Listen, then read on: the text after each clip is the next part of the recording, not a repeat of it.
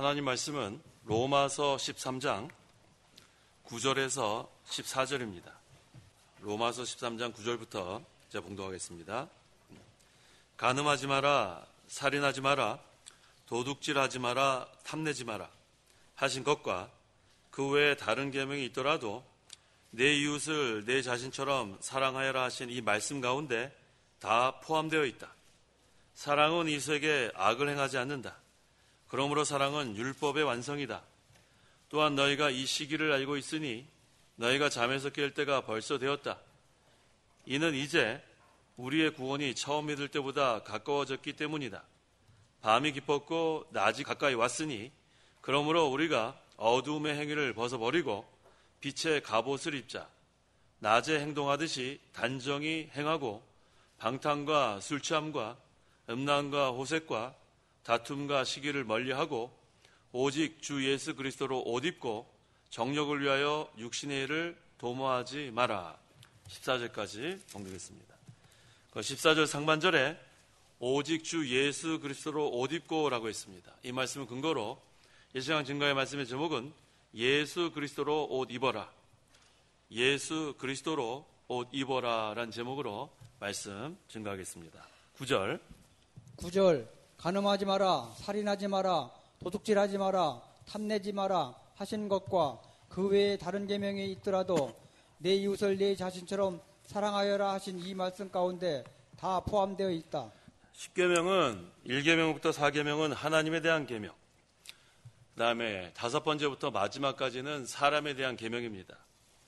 여기 지금 10계명은 도덕법으로 신약시대에도 계속해서 지켜야 한다고 했는데 한마디로 하면 사랑의 계명이에요. 10계명은 무슨 계명이에요? 1계명부터 4계명은 누구에 대한 사랑? 그 다음에 5계명부터 10계명까지는 잘 주의하셔요. 그래서 첫째 되는 계명은 마음과 목숨과 뜻과 힘을 다하여 주 너희 하나님을 사랑하라. 둘째 계명은 내 이웃을 내 몸과 같이 사랑하라. 그러니까 10가지지만 그거를 두 가지로 나누면은 하나님에 대한 사랑, 이웃에 대한 사랑. 그걸 또 하나로 하면 사랑이란 말이에요. 그래서 10계명은 사랑의 계명이고 또 도덕법입니다. 근데 이것은 우리의 결심으로 지킬 수 있는 게 아니에요. 우리의 노력으로 지킬 수 있는 게 아닙니다. 그래서 10계명을 자신의 힘으로 하나하나 지키려 하면 무거운 짐이 되고 또 지킬 수도 없어요. 그래서 오전에도 증거한 것처럼 영적 하나님 나라가 이루어져야 이게 가능한 거예요. 그래서 예수님께서 지난주에도 읽었죠? 다시 한번 읽어보세요. 사도행전 1장 4절. 4절. 그분께서 사도들과 함께 계시면서 그들에게 명령하시기를 예루살렘을 떠나지 말고 내게 들은 바 아버지의 약속을 기다려라. 하나님의 3절이네요. 사도행전 1장 3절. 3절. 그분께서 고난을 받으신 후에 그들에게 자신이 살아계심을 확실히 확신하고 많은 증거들로 보여주시고 40일 동안 그들에게 나타나셔서 하나님 나라에 관한 일들을 말씀하셨다. 네, 예수님께서 하나님 나라에 관한 일들을 말씀하셨다고 했죠. 그래서 하나님 나라가 설교의 중심이 돼야 돼요. 하나님 나라. 그래서 우리가 이 하나님 나라 이루어지기를 기도할 뿐만 아니라 우리가 설교자가 설교할 때도 하나님 나라에 관해서 증거해야 돼요. 예수님도 무엇에 대해서 증거했어요? 하나님 나라에 관해 증거한 거예요. 그래서 오늘도 우리는 오전에도 하나님 나라 증거했고 이 시간도 하나님 나라가 이루어져야 우리가 10계명을 우리가 순종할 수 있어요. 왜?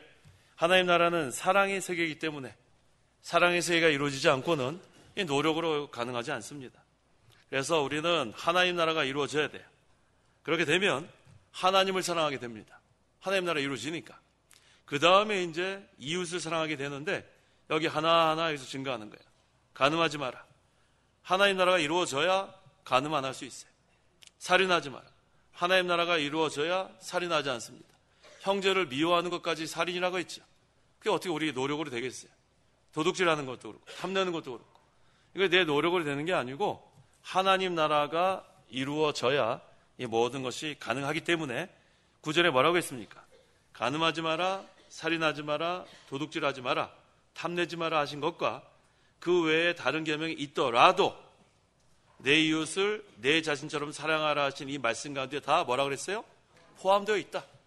그러니까 우리가 사랑의 세계가 이루어지면 이것은 자연스럽게 우리가 이웃을 사랑하니까, 형제를 사랑하니까 우리가 순종할 수 있다. 그런 뜻이에요. 그래서 우리가 인륜에 대한 모든 계명은 이웃을 내 몸처럼 사랑하라 하신 말씀 가운데 다 포함되어 있습니다. 10절. 사랑은 이웃에게 악을 행하지 않는다. 그러므로 사랑은 율법의 완성이다. 사랑의 세계가 이루어져서 이제 이웃을 진정으로 사랑하게 되면 그 다음에 악을 행할 수가 없겠죠. 이웃에게 악을 행하는 사람은 사랑의 세계가 이루어지지 않은 증거입니다. 그래서 이웃에게 악을 행하는 사람은 이웃에게 해를 줍니다. 손해를 주게 돼요. 그래서 우리가 이웃을 사랑하면 그때 우리가 사랑은 율법의 완성이다. 이렇게 말씀할 수 있는 거예요. 그래서 우리가 다른 사람에게 선대하는 거 잘하는 거예요. 이웃에게 선대하는 거. 그게 바로 이웃을 내 몸처럼 사랑하라. 누가 이것을 우리에게 모본을 보여주셨냐면 예수님께서 모본을 보여주신 거예요. 예수님이 구더기만도 못하고 벌레만도 못한 우리를 위해서 어떻게 하셨어요? 죽어주셨단 말이에요. 그런데 우리는 이웃을 선대할 수밖에 없어요. 예수님 닮아가는 게 바로 그거 닮아가는 거예요. 예수님의 마음, 낮아지는 마음, 그 겸손이죠. 그 다음에 온유한 마음, 그 다음에 사랑하는 마음. 그래서 이 죄를 그들에게 돌리지 말라. 예수님께서 사랑의 완성을 보여주셨어요. 예수님은 아무 흠도 없고 점도 없는 하나님의 어린 양입니다. 그런데도 불구하고 우리 죄인들, 우리가 다 구더기만도 못한 죄인인데 우리를 위해서 이 땅에 오신 것 자체가 사랑을 나타낸 거고 그 다음에 또 사랑으로 우리를 위해서 희생한 거예요. 그래서 사랑에는 항상 희생이 따릅니다. 사랑에 뭐가 따라요? 희생이 따릅니다. 그래서 입으로만 사랑한다는 것은 그 진정한 사랑을 할 수 없어요. 항상 희생할 수 있는 데까지 나가는 것. 이게 진정한 사랑입니다. 자, 예수님께서 이 세상에 오신 것은 율법을 폐하시러 오신 것이 아니고 율법을 성취하러 오셨어요. 마태복음 5장 17절. 17절. 내가 율법이나 선지자들을 폐하러 온 줄로 생각하지 마라. 내가 폐하러 온 것이 아니라 성취하러 왔다. 예수님께서 이 세상에 오신 것은 율법이나 선지자들은 한마디로 하면 구약 성경이죠.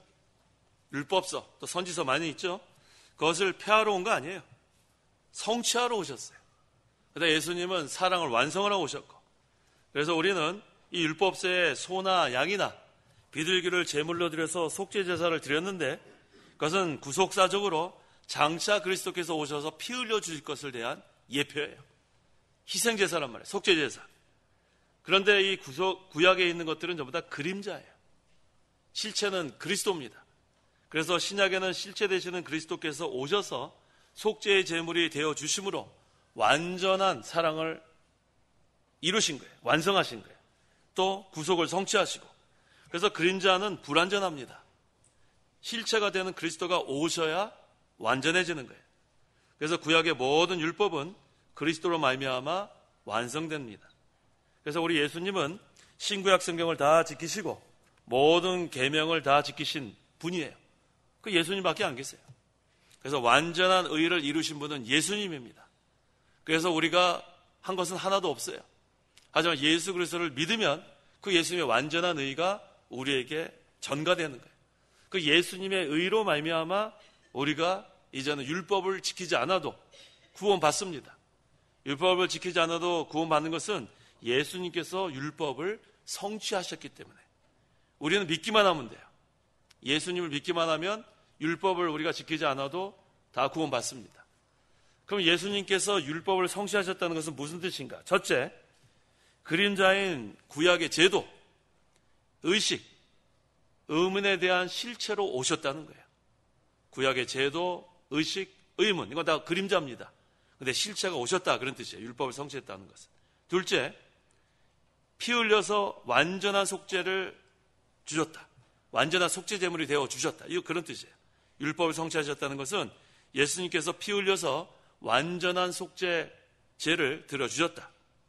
셋째는 하나님의 말씀을 온전히 순종해서 완전한 의를 이루셨다. 그런 뜻이에요. 율법을 성취했다는 것은 하나님의 말씀을 온전히 순종해서 완전한 의를 이루셨다. 그래서 율법을 성취하셨다는 것은 세 가지 의미가 있어요. 첫째는 뭐예요? 구약의 제도, 의식, 의문, 이거 전부 다 그림자입니다. 이거에 대한 실체로 오셨다 그런 뜻이에요. 둘째는 피 흘려서 완전한 속죄제가 되어주셨다. 셋째는 하나님의 말씀을 온전히 순종해서 완전한 의를 이루셨다. 이 세 가지, 이거 없이는 구원 못 받는데 예수님께서 이것을 다 우리 대신 해주셨어요. 그래서 우리는 예수님을 믿기만 하면 돼요. 어떻게 하면 돼요? 믿기만 하면 돼요. 믿음으로만 구원받습니다. 우리의 행위는 조금 더 들어가지 않아요. 믿음으로만 구원받아요. 그래서 예수님께서는 율법을 성취하셨을 뿐만 아니라 사랑을 나타내 주셔서 희생하셨습니다. 그래서 사랑은 율법의 완성이에요. 사랑은 율법의 완성 이해되셨어요? 예수님께서 율법을 성취하실 뿐만 아니라 사랑을 나타내 주셔서 율법을 성취했기 때문에 사랑은 율법의 완성입니다. 그래서 우리가 한 것은 하나도 없어요. 믿음도 하나님 우리에게 선물로 주셨죠? 에베소서 2장 8절. 8절 너희가 믿음으로 말미암아 은혜로 구원을 받았으니 이것이 너희에게서 나온 것이 아니라 하나님의 선물이다. 구원도 하나님의 선물, 믿음도 하나님의 선물. 얼마나 감사해요. 그래서 우리는 예수님을 믿기만 하면 즉시 그리스도와 연합이 됩니다. 그리스도 내 안에, 나는 그리스도 안에. 그래서 우리는 이제는 그리스도로 말미암아 사는 그러한 능력자가 됐어요. 그렇기 때문에 내 결심으로 하려고 하지 마세요. 누구로 말미암아 해야 돼요? 예수 그리스도로 말미암아. 내 결심, 내 노력으로 우리가 하나님 못 사랑합니다. 내 결심, 내 노력으로 이웃을 못 사랑합니다. 우리가 항상 하나님을 모셔야 사랑할 수 있는데 하나님 모신다는 것은 하나님 나라가 이루어진다는 거예요. 우리가 하나님 나라가 이루어지면 하나님도 사랑할 수 있고 이웃도 사랑할 수 있습니다. 11절. 11절 또한 너희가 이 시기를 알고 있으니 너희가 잠에서 깰 때가 벌써 되었다. 이는 이제 우리의 구원이 처음 믿을 때보다 가까워졌기 때문이다. 너희가 이 시기를 알고 있으니 라고 했는데 때와 시기를 분별할 줄 아는 자가 지혜 있는 자예요. 지금이 어떤 시기인가? 지금이 어떤 때인가? 근데 이것을 제대로 분별하지 못하면 믿음 생활 잘 못합니다. 노아 시대에는 누가 잘 분별했어요? 노아가 잘 분별했어요. 노아는 하나님께 은혜를 입은 자고 의로운 자고 흠이 없는 자고 하나님과 동행하는 자고 그래서 하나님께서 노아 시대에는 노아를 사용했는데 뭐를 만들려고 그랬어요? 방주를 만들려고 그랬어요. 우리 학생들 방주는 뭐를 상징해요? 방주는 누구를 상징해요? 그리스도. 그렇죠. 방주는 그리스도를 여기서 상징하는 거예요. 예수 그리스도를 믿으면 그리스도와 연합이 되기 때문에 우리는 그리스도 안에 그렇게 우리가 들어가는 거예요. 그게 바로 구원받는 거예요. 그래서 오늘날도 성경에 예언한 말세의 징조가 지금 이루어지고 있죠? 얼마나 지금 말세의 징조가 잘 나타납니까? 그래서 우리는 시기와 때를 분별할 수 있습니다. 자, 학생들 다시 한번 물어볼게요. 말세는 언제부터 언제가 말세예요? 예수님 초림부터 재림까지. 그렇죠. 자, 말세는 언제부터 언제까지예요? 그렇죠. 초림부터 재림까지. 예. 자꾸 제가 이렇게 대답을 시킨 게 대답을 해야지 머릿속에 들어가요. 그냥 우리가 들으면은 금방 잊어버려요. 자, 말세 이제 알았죠? 예수님 처음 오셨을 때부터 재림하시는 그 사이가 전부 말세예요. 그럼 지금은 어느 때냐면 지금은 말세 중에서도 마지막 때. 그래서 말세 지말이란 그런 뜻을, 그런 표현을 많이 합니다. 그래서 지금은 예수님의 재림이 가까웠어요. 예수님 초림 때보다 재림 때가 지금 더 가까우니까 이제 예수님 올 때가 가까웠다는 그런 뜻이에요. 그래서 우리가 재림 준비를 해야 합니다. 그래서 여기 뭐라고 표현했냐면 잠에서 깰 때가 벌써 되었다. 그래서 잠자는 것은 신앙의 잠. 우리가 이렇게 신앙의 잠이 든 것을 말하는 거예요. 그래서 성도가 세상에 이렇게 취하게 되면 신앙의 잠에 빠져요. 항상 우리가 이제는 이 신앙의 잠에서 깨야 됩니다. 신앙의 잠에서 깬다는 것은 세상으로 향했던 마음이 하나님께로 돌아오는 거예요. 이전에는 세상에 도취되니까 하나님의 말씀 관심이 없어요. 이게 잠든 거예요. 근데 이제 우리는 육신을 쫓아 살지 않고 영을 쫓아 사는 자로 우리가 변화되는 것. 이것이 신앙의 잠에서 깨는 겁니다. 그 다음에 우리의 구원이 처음 믿을 때보다 가까워졌기 때문이다. 이게 바로 그런 뜻이에요. 예수님의 재림이 가까웠다는 거예요. 그래서 빌립보서 3장 20절에서 21절.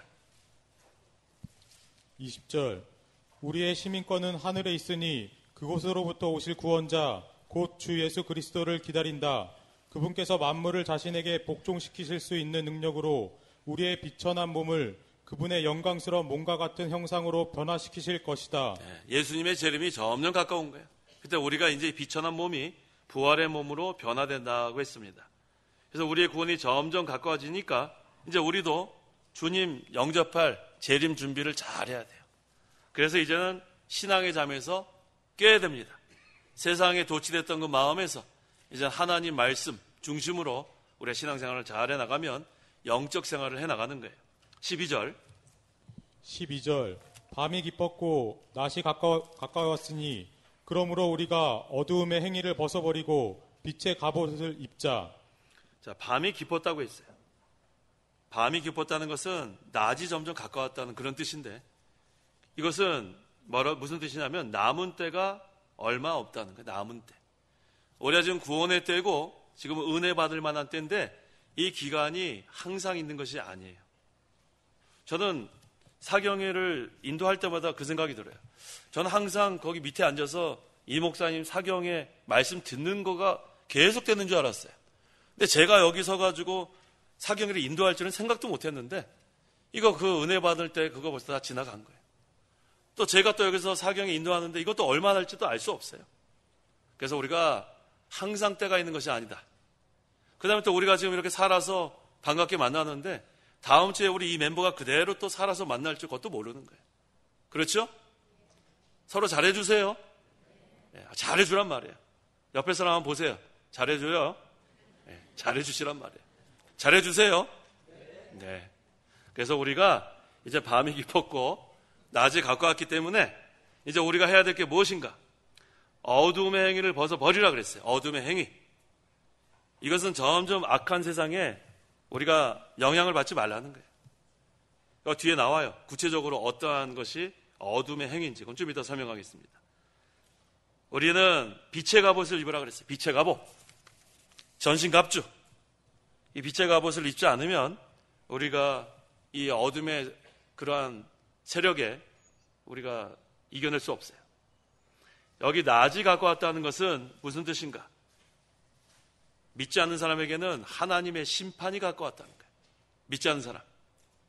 그 다음에 우리 믿는 사람에게는 예수님 앞에 우리가 나아갈 때가 가까운 거예요. 그래서 구원을 잘 이룬 사람은 칭찬과 존귀와 영광의 날이 가까운 거예요. 불신자에게는 심판이 가까운 거고 우리 구원을 잘 이룬 자들에게는 칭찬과 존귀와 영광의 시간이 가까웠습니다. 그래서 이 노아 시대에도 죄악이 관영했어요. 밤이 깊어가니까 그 다음에 금방 심판이 왔습니다. 그런데 불신자들에게는 심판이지만 홍수 심판이지만 노아의 8 식구는 어디 안에 있었어요? 방주 안에 있었어요. 구원의 방주. 그래서 구원받았기 때문에 그들에게는 얼마나 좋은 그 구원의 날이 임한 거예요. 그래서 믿지 않는 사람에게는 심판의 날이지만 믿는 자에게는 똑같은 그 시간이 구원의 날이에요. 구원의 방주 안에 있으니까. 그래서 우리가 예수님 재림하실 날이 점점 가까워오는데 이것이 믿지 않는 자에게는 심판의 날이지만 우리 믿는 자에게는 구원의 날입니다. 그래서 낮이 가까웠다는 것은 예수님의 재림이 가까웠다 그런 뜻이에요. 예수님의 재림이 가까웠는데 믿지 않는 자에게는 어떤 날이에요? 심판의 날. 믿는 자에게는 구원의 날. 똑같이 재림이 가까웠는데 이와 같이 우리에게는 소망이 있는데 믿지 않는 자에게는 긴박합니다. 이게 언제 구원의 문이 닫힐지 알 수 없어요. 오늘 밤 닫힐지 내일 닫힐지. 근데 지금 이렇게 구원의 날 또 은혜 받을 때 지금 믿지 않으면 한번 구원의 문이 닫히면 그 다음엔 아무리 엉엉 울어도 소용없어요. 한 번만 기회를 달라. 기회 없어요. 지금이 바로 구원의 날입니다. 그래서 우리는 이제는 그 예수님 재림의 준비가 어떻게 되냐면 아까 말씀드린 것처럼 어둠의 행위를 벗어버려야 돼요. 어둠의 행위. 거기 구체적으로 나와 있죠? 방탕과 술 취함과 음란과 호색과 다툼과 시기. 이게 다 어둠의 행위입니다. 반면에 빛의 갑옷을 입으라는데 빛의 갑옷은 무엇인가? 에베소서 4장 24절. 24절. 하나님을 따라 진리의 의와 거룩함으로 지으심을 받은 새 사람을 입어라. 빛의 갑옷은 진리와 의와 거룩이에요.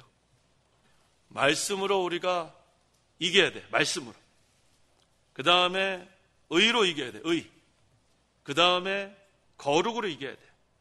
이걸 한마디로 하면 그리스도의 형상으로 입어나가야 돼. 그리스도의 형상.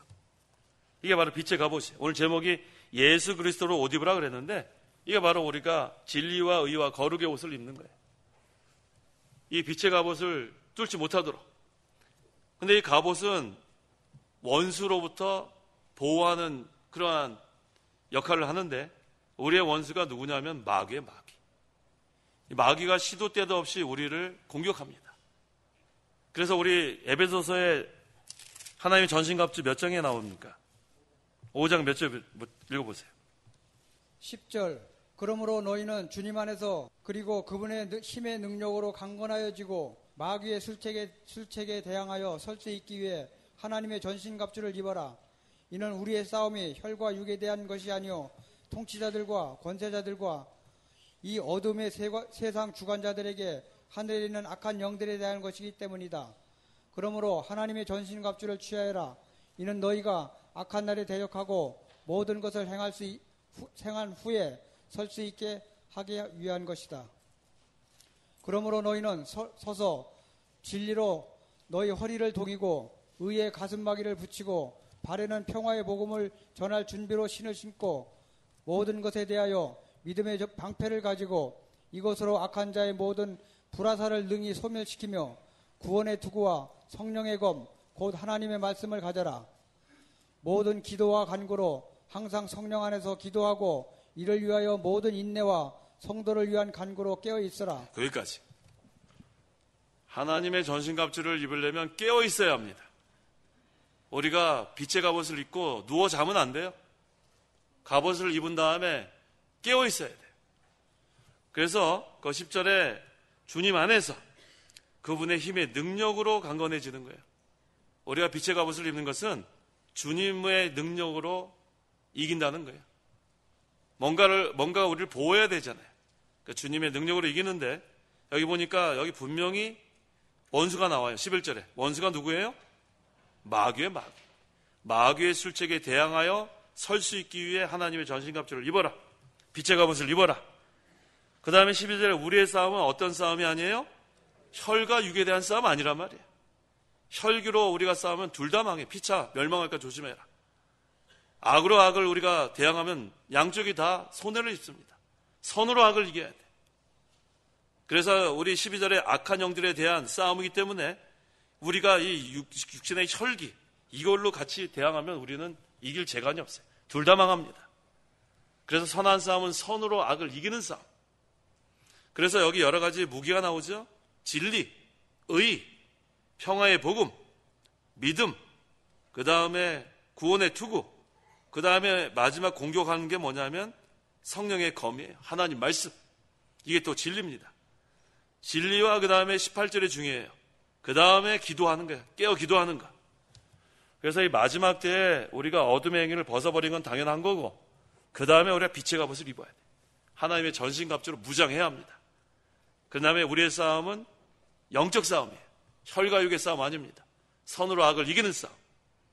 그 다음에 13절에 낮에 행동하듯이 단정히 행하고 라고 했어요. 우리 낮에는 사람들이 비교적 단정히 행합니다. 낮에. 그 다음에 밤에는 좀 방탕해요. 성도는 낮에 속했어요? 밤에 속했어요? 낮에 속했어요.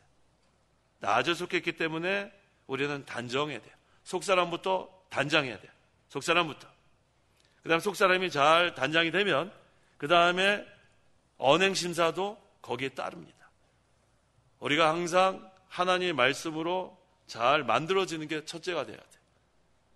우리 옛날 그런 옛사람 다시 나오면 안 됩니다. 옛사람은 어떻게 됐다고 했어요? 로마서 6장 6절에 십자가에 못 박았다고 그랬어요. 옛사람. 그러니까 옛날에 우리의 그 심성 그거 다 없어져야 돼요. 그래서 우리 기독교는 변화가 되는 거예요. 변화.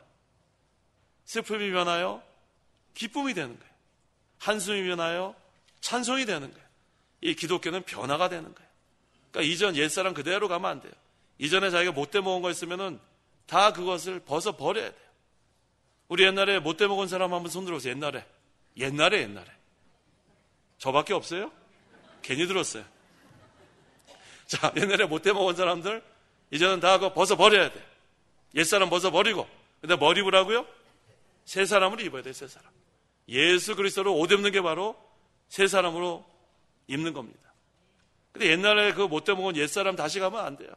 옛사람 십자가에 못 박았다고 했는데. 그래서 우리는 이제 어둠의 갑옷은 벗어버리고 빛의 갑옷을 입어야 돼. 그래서 여기 어둠의 갑옷 옷은 뭐냐면 여기 나와 있죠? 방탕, 술 취함, 음란, 호색, 다툼, 시기. 한마디로 얘기하면 방종한 생활, 무절제한 행위, 쾌락. 그래서 여기서 우리가 웬만한 건 다 잘하고 있잖아요. 방탕, 음란, 호색, 다툼, 시기. 이거 다 얘기했는데 이 술 취함에 걸려 넘어가면 안 돼요. 우리 젊은 사람들. 이게 보니까 이 술 취할 수 있는 기회가 참 많아요. 무슨 뭐 대학교 가서 술 취하고 직장 생활하면서 술 취하고. 술 취하면 안 돼요. 그래서 맥주 한 잔 정도는 괜찮지 거기에서 우리가 넘어가지 마요. 그래서 근데 맥주 한 잔도 마시면 안 되겠죠? 네, 마시면 안 돼요. 소주 한 잔은. 소주 한 잔도 안 돼요. 지난번에 뭐 막걸리도 안 돼요. 그런 건 안 되는데 와인은 괜찮죠. 와인도 안 돼요? 지난번에 제가 영국에 있을 때 그 어떤 영국 가정에서 교인이에요, 교인. 영국 교회 교인인 또 장로님이에요. 딱 갔는데 가자마자 와인을 한 잔씩 딱 이렇게 주시더라고요.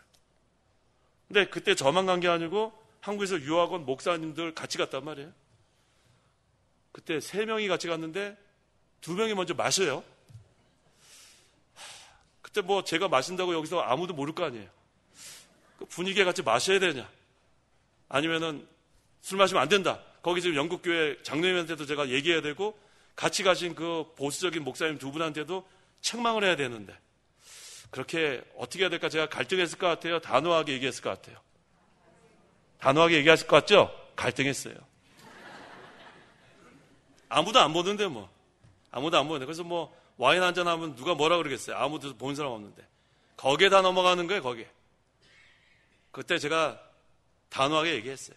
처음에 좀 갈등하다가. 왜냐면 그 목사님들 입장이 난처할 것 같아서.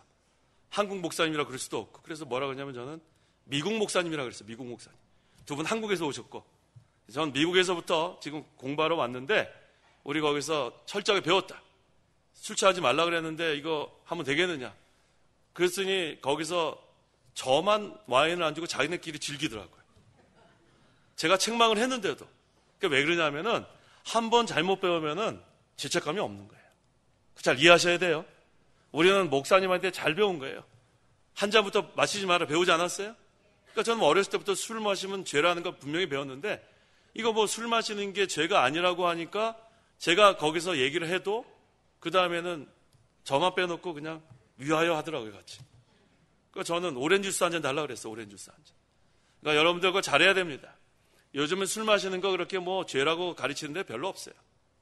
잘 아셔야 돼요. 하지만 우리가 성경에 여기 뭐라고 했어요? 술 취하지 말라 그랬잖아요. 그러니까 술 취하지 말라는 것은 한 잔부터 술 마시면 안 되게. 아시겠어요? 누가 보든 안 보든 그렇게 하란 말이에요. 누가 보든 안 보든. 누가 안 볼 때는 그냥 한 잔 마시고 그렇게 하면 안 돼요. 우리는 항상 하나님 앞에서가 중요합니다. 하나님을 경외하는 게 뭐예요? 하나님 앞에서 사는 게 하나님 경외하는 거예요. 그래서 우리가 이게 다른 거는 뭐 우리가 다 잘하고 있겠지만 이 술 취하는 거는 계속해서 유혹이 올 거예요. 그래서 술 취하지 말라는 거 그거 잘 해야 돼요.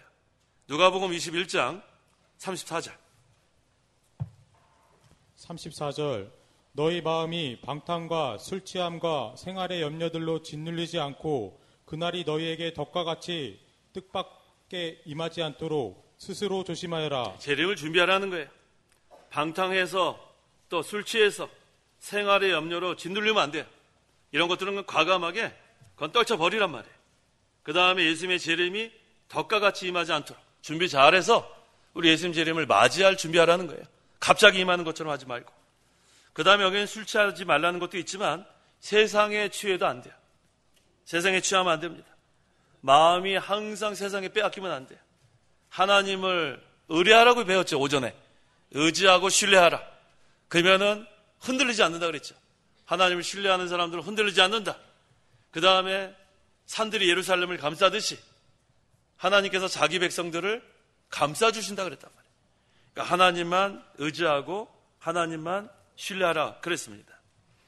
그 다음에 사람들이 여기 다툼과 시기라 그랬는데 이 다투고 시기하는 이유가 무엇인가? 그 이유는 더 많이 소유하기 위해서 다투고 시기하는 거예요. 그러니까 욕심이에요. 그냥 가만히 있으면 되는데 남의 거 빼앗으려고. 그러니까 다투고 시기하는 거예요. 그 다음에 남보다 좀 높아지려고 하는 게 또 있어요. 높아지려는 거. 그 다음에 권세를 잡으려는 게 있어요. 그 다음에 자기 마음대로 하려는 게 있습니다. 그래서 다투고 시기해서 남의 걸 빼앗는 거예요. 그거 하지 말라는 거예요. 다툼과 시기. 야고보서 4장 1절에서 3절. 1절 너희 가운데 싸움이 어디에서 오며 다툼이 어디서 오느냐? 너희의 지체 안에서 싸우는 정욕에서 나오는 것이 아니냐?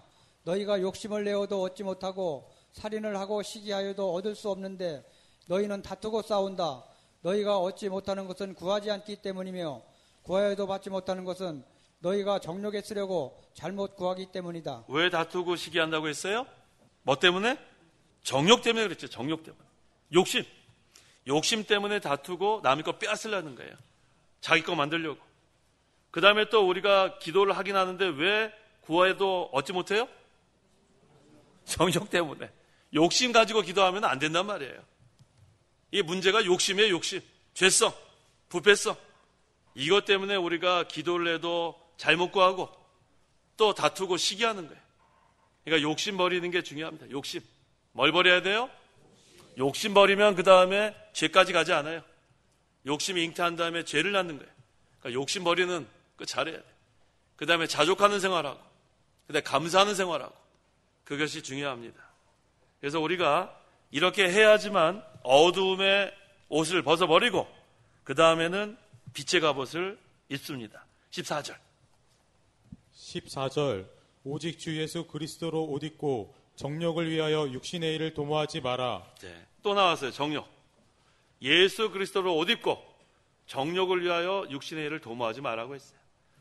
예수 그리스도를 옷 입는다는 것은 그리스도의 형상을 닮아가는 거예요. 의와 선과 거룩과 사랑과 지혜와 너무 많아요. 진실과 능력과 그리스도의 형상. 이거 닮아가야 돼요. 근데 이것이 닮아가는 것이 쉬워요? 어려워요? 얼마큼 어려워요? 갈라디아서 4장 19절.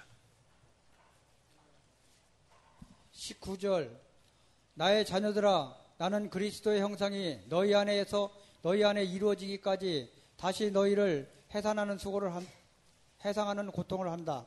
전심전력을 다하라는 거예요. 있는 힘을 다 쓰라는 거예요. 하나님 그리스도의 형상을 이루기 위해서 있는 힘을 다해라. 그렇게 되면 조금씩 형상이 이루어지니까 소망이 생깁니다. 요한일서 3장 3절. 요한일서 3장 3절.